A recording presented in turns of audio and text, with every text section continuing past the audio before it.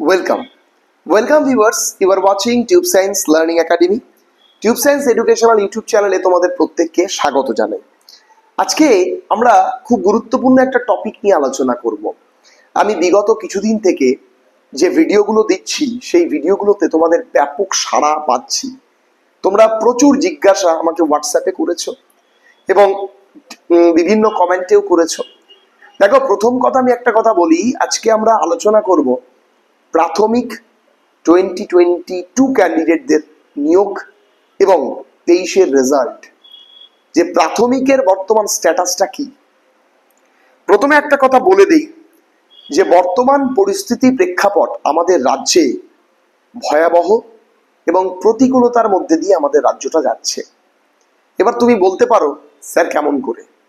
দেখো, আমি as a educator, as a student, আমার মনে হয় যে সমস্ত যোগ্য ক্যান্ডিডেটরা আজকে চাকরি থেকে বঞ্চিত হলেন, তাদের চাকরি যতদিন না আমাদের মাননীয় মুখ্যমন্ত্রী সঠিক এবং ঠিকঠাক করে দিচ্ছেন ততদিন কিন্তু এই ডামাডোল থামবে বলে আমি মনে করি না। তার কারণ এটা রুজি রোজগারের ব্যাপার। তার কারণ এইখানে সবচেয়ে বড় প্রশ্ন চিহ্ন হয়ে আসছে যে প্রাথমিক নিয়োগের যে ডামাডোলটা, মানে প্রাথমিকের 2014-17 নিয়ে কিন্তু আবার একটা ডামাডোল আসতে পারে। সবাই এটা কেন চিন্তা করছে জানো? তার অন্যতম কারণ 26,000 যে প্যানেলটা ক্যান্সেল হলো, সেখানে সিবিআই তো তাও এনকোয়ারি বসাতে পেরেছে। মানে তাদের একটা হার্ড ডিস্ক থেকে তারা একটা কিছু যোগ্য অযোগ্যের লিস্ট দিতে পেরেছে CBI, according to the data of CBI. But এই প্রাইমারি 2014 আর 2017 বলতে 14 যারা টেট কোয়ালিফাইড তাদেরকে নিয়ে 17 রিক্রুটমেন্ট করা হয়। আমি 17 নোটিফিকেশনের কথা বলছি না, যেটা 2019-এ যে পরীক্ষা হলো কিছুদিন আগে সেটা নিয়োগ হলো, আমি সেটার কথা বলছি না। আমি 2014-2017 রিক্রুটমেন্ট নিয়োগের কথা বলছি। সবাই ভুল বুঝো না।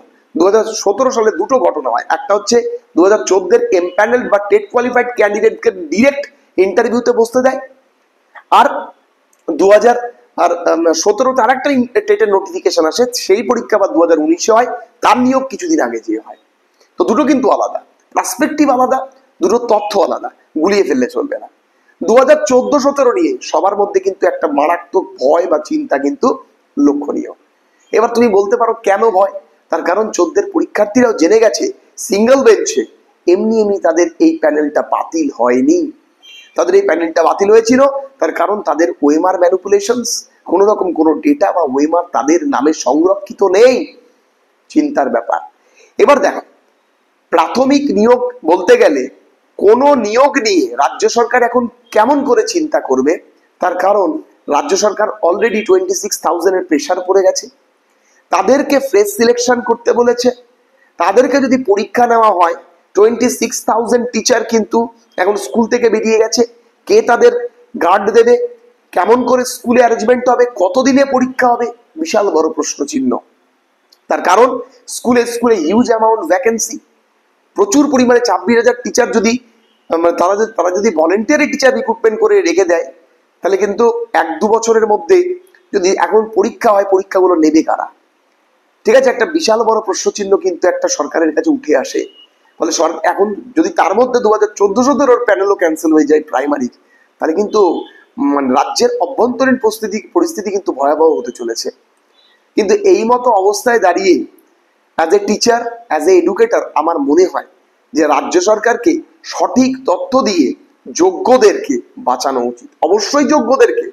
তার কারণ শিক্ষকতা একটা মহান পেশা, সেখানে কোনো অযোগ্য লোক তাদের শিক্ষা পেশা হিসেবে বর্ণনা করবে বা শিক্ষা পেশা হিসেবে সঞ্চালিত করবে, সেটা গ্রহণযোগ্য নয়।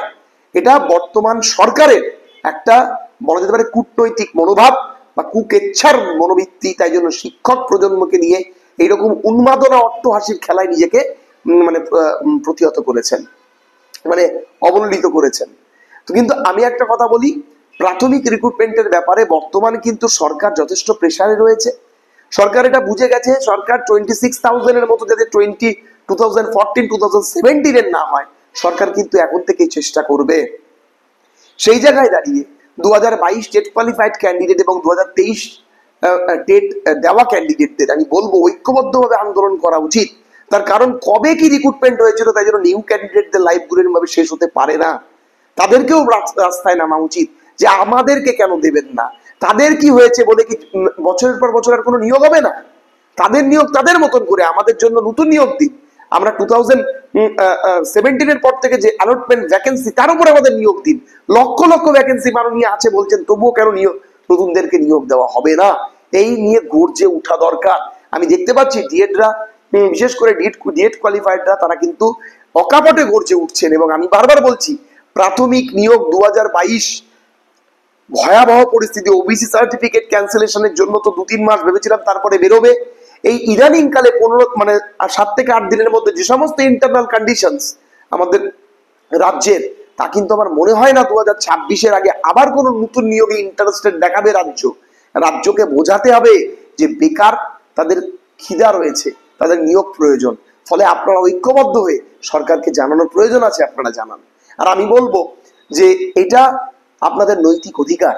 22 সালে পরীক্ষা দিয়েছেন, তারপরে এখনো অব্দি আপনারা ইন্টারভিউতে বসতে পারেননি। 2022 টেট তাদেরকে ইন্টারভিউ পড়িয়েছি, হিউজ ক্যান্ডিডেটকে আমরা ইন্টারভিউ পড়িয়েছি। তারা মানবিক দিক থেকে ক্লান্ত যে কবে আমাদের ইন্টারভিউ হবে। সরকারের সেই দিকে নজর নেই, সরকার পুরনো দুর্নীতিকে ঢাকতেই কিন্তু ব্যস্ত। আমি বলবো প্রাথমিক নিয়োগ বর্তমানের ভবিষ্যৎ, এসএলএসটি নিয়োগ, আপার প্রাইমারি নিয়োগ, নতুনদের ভবিষ্যৎ কিন্তু প্রায় শেষের পথে। তারা যদি পথে না নামে এই মুহূর্তে দাঁড়িয়ে, পরিস্থিতি কিন্তু ভয়াবহ হতে চলেছে। 2026 পেরোলে 5 থেকে 7 বছরের জন্য আবার কিন্তু ভুলে যেতে হবে যে আদৌ নতুন নিয়োগ হবে কিনা হবে না। তার কারণ ইলেকশন আসার আগে সরকারকে এটা উপলব্ধি করাতে হবে যে না, আমাদের নিয়োগ প্রয়োজন, আপনারা আমাদের প্রয়োজনে নিয়োগ করুন, নতুন নিয়োগ দিন।